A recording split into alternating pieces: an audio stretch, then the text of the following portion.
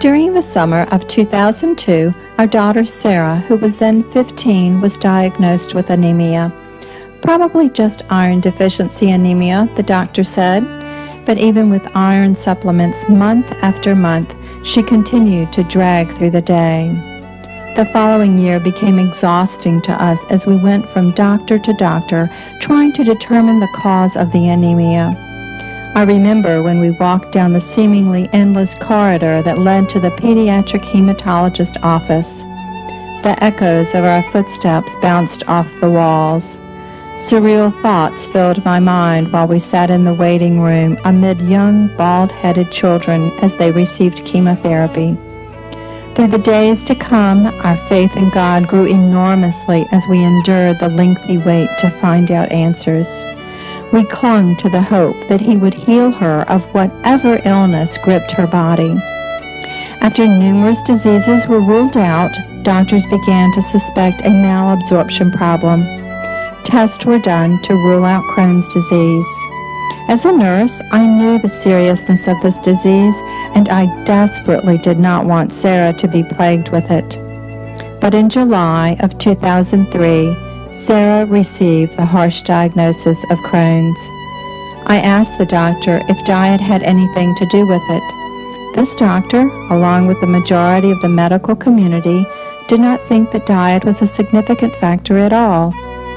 Nonetheless, there was a driving force in me to explore that topic.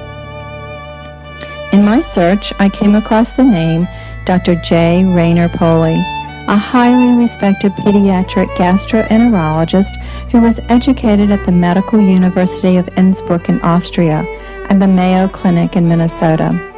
He had done research on sugars and intestinal diseases. Originally, I found his work cited in the writings of the late Elaine Gottschall. However, Dr. Poli recommended a different approach to us. He instructed Sarah to follow a restricted sugar diet, specifically refined white sugar, also known as sucrose. He also instructed her to eat plain yogurt and take the probiotic called Culturelle, which contains Lactobacillus GG.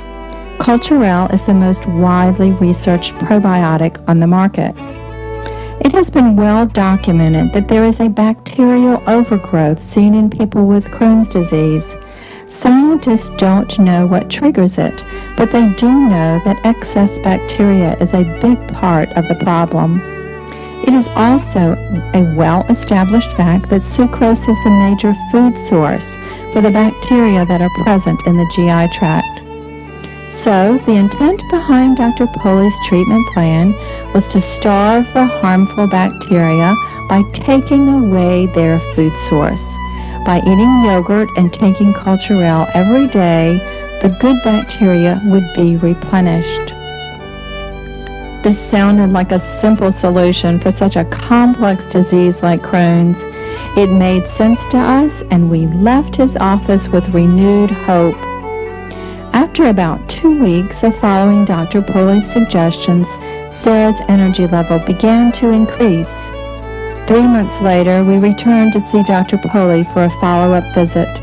Sarah felt well, and she had gained 6 pounds, which was significant since she had not gained any weight in over a year. And her lab work was all normal. We were elated.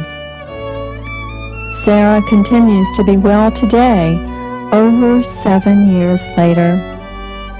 In this day of processed and convenient foods, following a restricted sugar diet can be challenging, but our whole family has found it to be an exceptionally healthy way to eat. As we all know, increasing evidence has revealed the detrimental effects of sugar. Research has even shown that sugar feeds cancer cells. When I look at the butterflies that were painted on the walls of Sarah's room when she was a teenager, I am reminded of the freedom she now possesses. The restraints that Crohn's disease placed on her were once like a cocoon, but they have now disappeared. At one of our visits with Dr. Poli, he looked at Sarah and said, "Enjoy life." She has taken his advice. As a mother, I don't know of many things in life that have touched me more than to see my daughter be well and truly able to enjoy life. Her return to health has been an extraordinary journey, one we could never have imagined.